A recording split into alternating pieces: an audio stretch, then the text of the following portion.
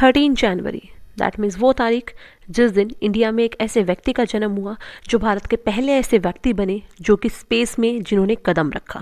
That means कि हम बात कर रहे हैं राकेश शर्मा के बारे में, जिनका कि जन्म 13 जनवरी 1949 को पटियाला पंजाब में इंडिया में हुआ था, जो कि पहले ऐसे व्यक्ति हैं जिन्होंने क्या है स्पेस में अपना कदम रखा था इंडिया से। ठीक है, नेशनलिटी की बात करें तो ऑब्वियसली ये इंडियन है। ठीक है, और ऑक्यूपेशन की बात करें तो ये क्या है, एक फाइटर पायलट है, किसमें, IAF में।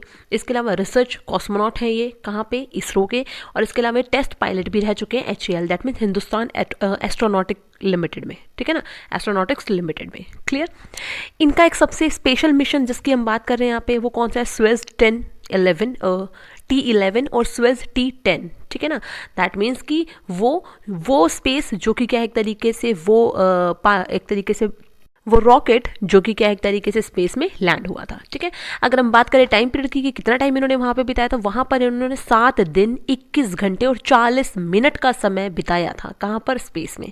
ठीक है, इनको अगर मैं अवार्ड्स की बात करूं तो इनको अशोक चक्र, जो कि आपको पता है जो सेना वगैरह है उनसे रिलेट करता है, तो अशोक चक्र से इनको सम्मानित किया गया है। और इसके अलावा hero of the Soviet union. अब देखिए सोवियत यूनियन का इनको क्यों मिला है ये, ठीक है ना, अवार्ड, वो मैं अभी आपको आगे बताऊंगी। ठीक है, ये क्या एक तरीके से विंग कमांडर है, रैंक की अगर मैं बात करूं तो। और इनका अगर मैं रोल की बात करूं कि इन्होंने एक फेमस जो बैटल हुई थी इंडिया की 1970 की, इंडो पाकिस्तान जो वॉर थी, उसमें भी इन्होंने एक अहम भूमिका निभाई थी एज अ पायलट। ठीक है, सर्विस ईयर की मैं बात करूं तो 1970 से लेकर 1990 तक इन्होंने क्या है ये सर्विस में रहे हैं।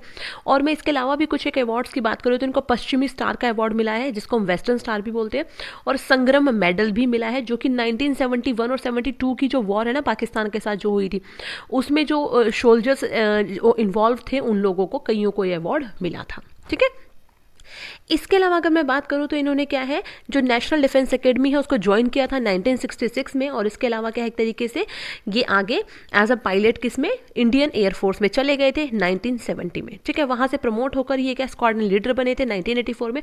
और उसी टाइम पीरियड के बीच में इनको 20 सितंबर 1982 को किस चीज़ के लिए, कॉस्मोनॉट के लिए इनको सिलेक्ट कर लिया गया था स्पेस में जाने के लिए, जो कि क्या एक जॉइंट प्रोग्राम था किसका, IAF, Indian air force and Soviet का। ठीक है ना, जिसके थ्रू क्या है एक तरीके से एक स्पेस प्रोग्राम बनाया गया था। अब समझ में आ रहा है कि क्यों सोवियत यूनियन ने भी दिया है इनको hero of the Soviet union का अवार्ड, इसीलिए क्योंकि ये पहले ऐसे व्यक्ति थे जो क्या है इंडिया से भी और सोवियत यूनियन से भी एक तरीके से उन लोगों के साथ भी क्या है स्पेस में गए थे। क्लियर।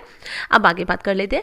अगर मैं इनकी बात करूं तो 1984 में ये इंडिया के एक पहले मात्र ऐसे व्यक्ति बन गए थे जो एक तरीके से स्पेस में जिन्होंने एंटर किया था। अगर मैं बात करूं कि कौन से रॉकेट से गए थे, कौन सा रॉकेट था वो, तो उसका नाम क्या था, स्क्वेज T11 था वो रॉकेट, जिससे कि क्या एक तरीके से जो लॉन्च हुआ था कहां से, Baikonur cosmodrome in the Kazakh Soviet Socialist Republic से। ठीक है, कौन सी तारीख को, 3 अप्रैल 1984 को ये एक तरीके से जो रॉकेट है वो लॉन्च हुआ था। और लैंड कब हुआ था एक तरीके से, कितने दिन तक वहां पे रहा था, वापस कब आया था, 11 अप्रैल को ये वापस आया था। ठीक है, लैंडेड कब थी इसकी, 11 अप्रैल। ओके, अगर मैं और लोगों की बात करूँ तो 2 और लोग थे जो इनके साथ गए थे। शिप कमांडर थे, कौन थे, यूरी मेलेसिव, और फ्लाइट इंजीनियर थे जेनेडी स्टेरकोलोव।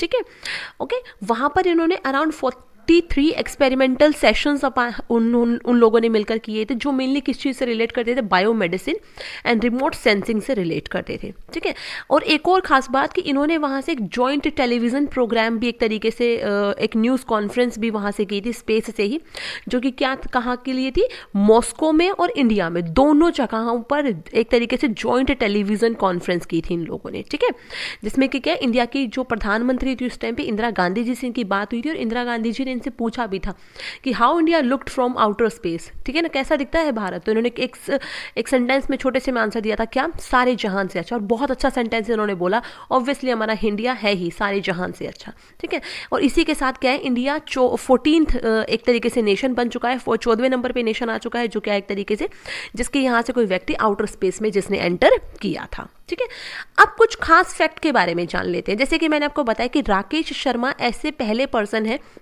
जिन्होंने स्पेस में एंटर किया था इंडिया की तरफ से। ठीक है, अब बात करते हैं एस्ट्रोनॉट, कॉस्मोनॉट्स एंड टाइकोनॉट्स। ये होता क्या है? देखिए, जब क्या है स्पेस में जाने की स्टार्टिंग हुई थी ना, तो सबसे पहले क्या है, अधिकतर लोग कहाँ से, United state, Canada, Europe and Japan से ही क्या करते थे, आउटर स्पेस में जाते थे, मेनली स्पेस में जाते थे। तो इसीलिए वहां से जाने वाले व्यक्तियों के लिए क्या है, एस्ट्रोनॉट वर्ड का यूज किया जाता था, तो जो कि एक ग्रीक वर्ड है जिसका कि मतलब क्या है, स्टार एंड सेलर। ठीक है, बाद में क्या है, जब रशिया के लोग भी वहां पे जाने लगे तो उनके लिए क्या है, कॉस्मोनॉट वर्ड यूज होने लगा, जिसका मतलब क्या था, यूनिवर्स एंड सेलर। ठीक है, एंड देन जब चाइना के लोग भी जाने लगे तो उन लोगों ने अपना खुद का वर्ड यूज किया, जिसमें क्या था, taikonauts, that mean space and sailor. ठीक है, सेलर सब में सेम है, बाकी थोड़ा बहुत डिफरेंस। आई होप सो आपको वीडियो अच्छी लगी होगी। So thanks for watching and good luck student. Video को लाइक करें, शेयर करें, चैनल को सब्सक्राइब करना ना भूलें।